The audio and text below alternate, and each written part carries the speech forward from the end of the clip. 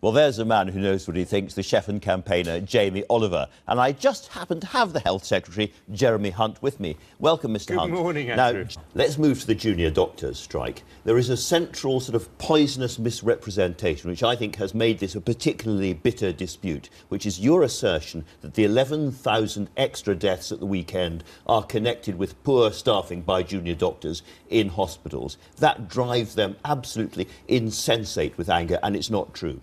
Well, the truth is that junior doctors are right to say that as we deal with the higher mortality rates at weekends, it isn't just about junior doctors. It's about being able to get diagnostic tests back at weekends. It's about consultant cover. Yeah.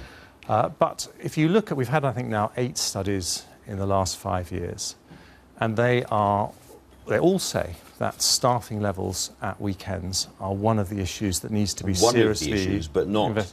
And Sir Bruce Keogh, who did the report, has said that it would be rash and misleading to suggest that these deaths are avoidable by changing staffing.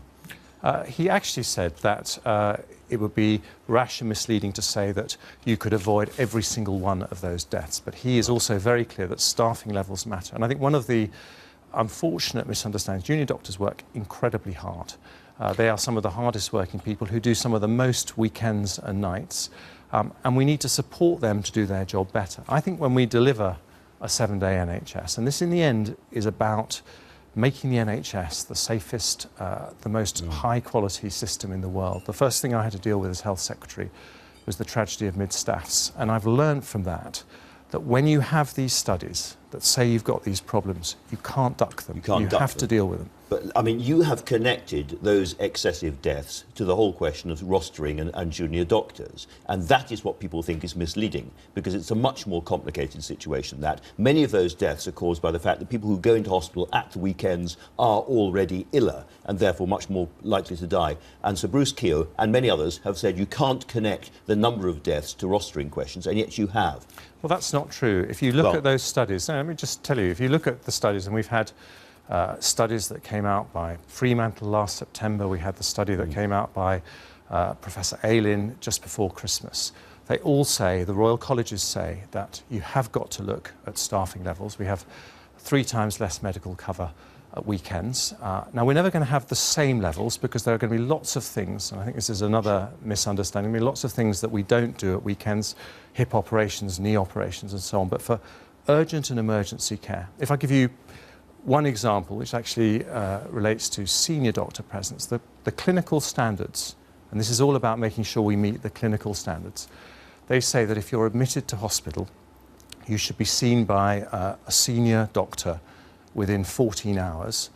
That currently only happens in 1 in 8 of our hospitals. Now, if we want to promise, if we want that happens across 7 days a week, if we want to promise every NHS patient, as I do, that they're going to get the same high-quality care every day of the week, then we have to look at these issues. I definitely want to return to that, but just to stay on this central question of misrepresenting the position of junior doctors, I can quote to you 2 things you've said. There are 11,000 excess deaths because we do not staff our hospitals properly at weekends, and you've said that excessive overtime rates give hospitals a disincentive to roster as many doctors as they need at weekends, and that leads to 11,000 excessive deaths.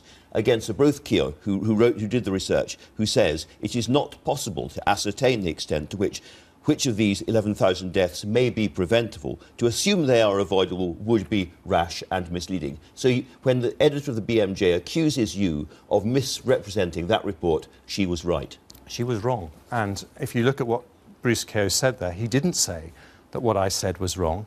He said it's wrong to say that you could avoid every single one of those deaths. But he also confirms that that staffing levels are one of the issues that need to be investigated amongst many other issues. And look, in the end, it's intuitively a very sensible thing to observe that if you don't have enough senior doctors when people are admitted to hospital at weekends, if you're not able to check, for example, the most vulnerable patients twice a day, which is what the clinical standards say, then your risk of a death that could be avoided is higher. And so I came into this job wanting to make sure that we offer the highest standards of care for every single patient. And I think the sad thing about this is that, you know, we're going to have a strike on Wednesday. And actually what I want to do is what every single doctor wants to do. They want to give the highest standard of care to their patients. And what we should be doing is sitting around the table discussing how to do this, rather than withdrawing care from patients, which can only harm them. You have said again and again the phrase senior doctors. Why go into head-to-head confrontation with the junior doctors, who are the very people who are actually staffing hospitals at the weekends and, you know, who are not responsible for 11,000? Can we agree that they are not responsible for 11,000 deaths in hospitals over the weekends? I think there are a number of things that are Could leading we to agree these. that to start with? There are a number of things. If you look at the study, I think, you know, you're saying to me that we need to be very careful with our words. And if you look at the studies, they all say there are a number of factors that need to be investigated, including staffing. But if you just look at this contract, and I think there have been a lot of misunderstandings, but look at the crucial issue of pay, because I think this is something that worries people. We are being absolutely clear that we don't want to cut junior doctors' pay. In fact, for the majority of them, it will go up. Well, if you look at the... sorry, just on pay, you said something that I don't understand at all. You have said that this is revenue neutral. You've used that phrase. It's not going to cost any money at all. And you've said that 75% of junior doctors are going to be paid better, have more money coming in, and the rest won't be worse off. That is mathematically impossible. Well, in the short term, as we transition to the new contract, it will actually cost us more as we protect the pay of people as we move to the new contract. But when we move through to the new contract in 4 years' time, the total amount going into the junior doctor's pay packet will be higher, not lower. So it's not revenue neutral. So, it will actually, you know, in the end, if you're going to ask more doctors to work at weekends, you're going to have to pay more money. You're going to have to pay more. But in order to be able to afford that, to do that in a way as affordable for the NHS, we do need to reduce, this is a very important point, we need to reduce the premiums that we pay at weekends, make up for it with an increase in base pay. But even after these changes that we're making, junior doctors will get a higher premium for working at weekends than the nurses working in the same hospital, than the ambulance drivers who take people to the hospital, than the porters, than the cleaners. It's a good deal for junior doctors, but most importantly, it will make care safer for patients, because what we need to do is to make sure that our hospitals are properly staffed at weekends. If it's such a good deal, why do you have to protect their pay for 3 years? Well, because what we're actually doing in this change is we're giving more rewards to people who work the nights and the more frequent weekends. And I want to make sure in the transition, it's a very complex business, that there are absolutely no losers. What we'll end up with is a contract that is better for patients, but also better for doctors. Now, if you're a junior doctor at the moment and you go to work at the weekend, you will find in an A&E department we have half as many consultants on a Sunday as we do in the week. And no, let me just finish. This is very important. So it's a very stressful experience. Now, what I want to do is for a junior doctor to know when they go to work, whichever day of the week, they're going to get the support that they need to be able to give the best care to patients. And, you know, this is obviously very challenging. The BMA is a very formidable union. I mean, the health secretaries, if you look at the battles that Ken Clarke had, that Nye Bevan had, you know, health secretaries have these battles. But what history judges is, in the end, have you done the right thing for patients? Well, let me come back to that, because again and again you've used the phrase senior doctors, and the Keogh report makes it very clear that if you're going to get better care at the weekends, you need not the junior doctors simply, but you need the consultants. I know this is a cliche, sorry, consultants, off the golf course and back into the hospitals, and you need the people doing the bloods and the MRIs and the nurses and the people running the pharmacy and all of them. So where is going to be the great battle to get them doing 7-day working as well?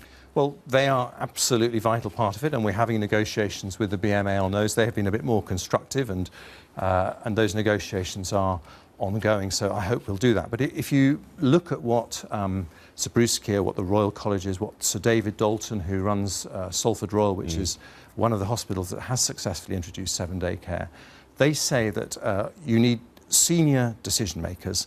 That could be a junior doctor towards the end of their training. Junior doctors are actually in training for very many years, but you need experienced doctors. That'll be consultants, it'll be junior doctors with experience. So you're going to make consultants come in on Sundays and Saturdays as well?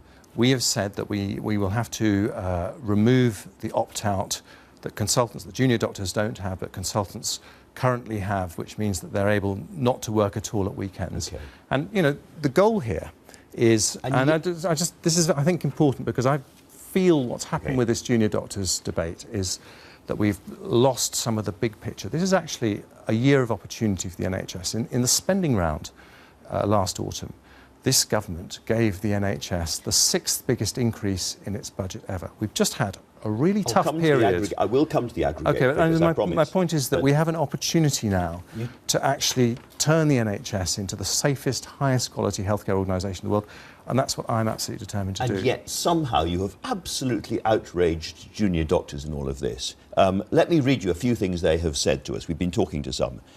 Rachel Clark, who's a doctor in Oxford, says, Mr Hunt has made me feel demoralised, insulted and cheap. He implies we're the problem. When I give my life to the NHS, it's so grim on the front line now. I sometimes work 14 or 15 hours straight without a second even to eat. I have never felt so despairing or so close to quitting medicine.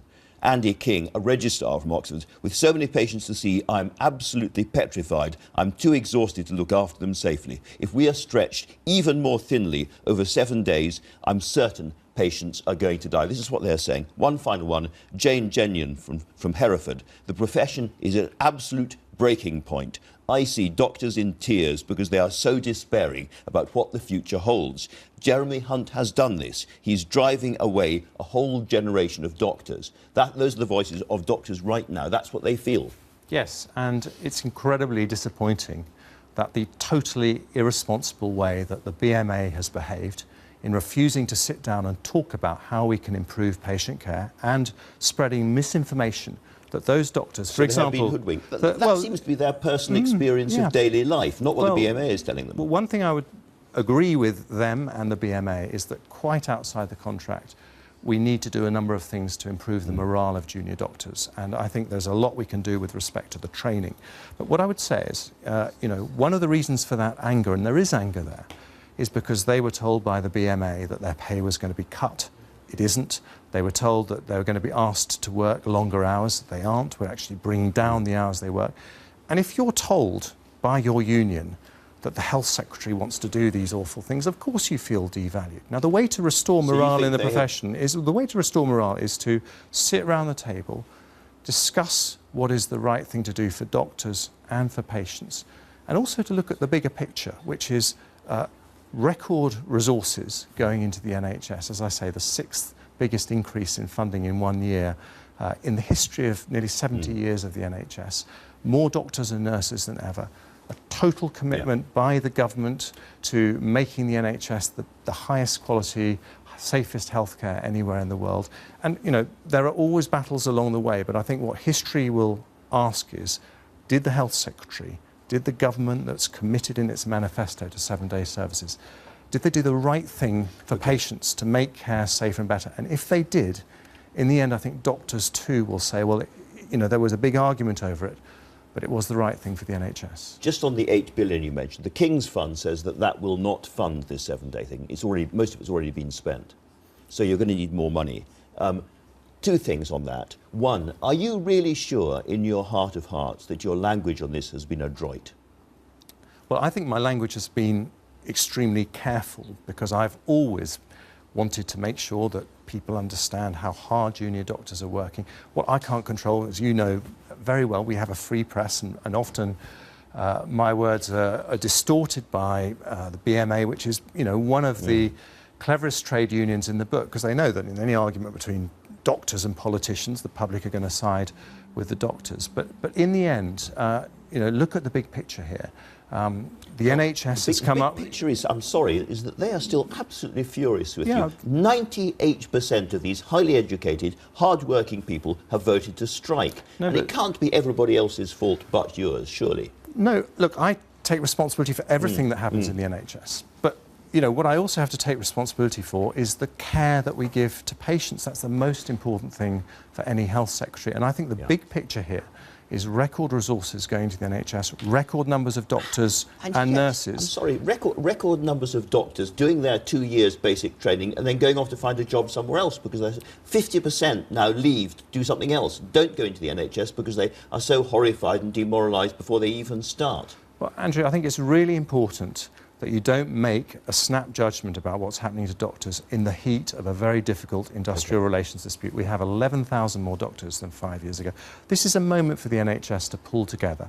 And in the end, doing the right thing for patients is the way that will help the NHS go from strength to strength. Last question, I promise, on this. Have you got more to give them when you meet them next? Well, our door is open. I've said that the single issue that we are still loggerheads on is this question of unsocial hours on Saturdays, and I've said my door is open. I'm happy to do that. The BMA are saying they don't want to talk about that. What I say is, you know, rather than cancelling more operations, come and talk. Now, you're announcing today £4 billion to make the NHS paperless. Why is that so important? Well, let's go back to those junior doctors that you were talking about. One of the things they find incredibly frustrating is that they spend so much time filling out paperwork and bureaucracy. We know that proper investment in IT, it's not without its pitfalls, but proper investment in IT can save time for doctors and nurses and mean they can spend more time with patients. And this is a much needed investment to allow that to happen. You came in after the NHS was in some kind of crisis to smooth feathers, to calm things down, and people regard you now as toxic. Isn't this going to be a very damaging thing for somebody who is still talked about in the senior ranks of the Conservative Party as the future leader of the Conservative Party?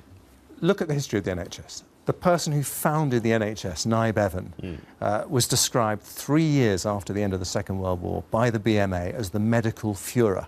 That's how much they hate him. Look at Ken Clarke, who, when he was Health Secretary, they put up posters of him all over the country saying, "What do you call a man who ignores medical advice?" And there was Ken smoking his cigars.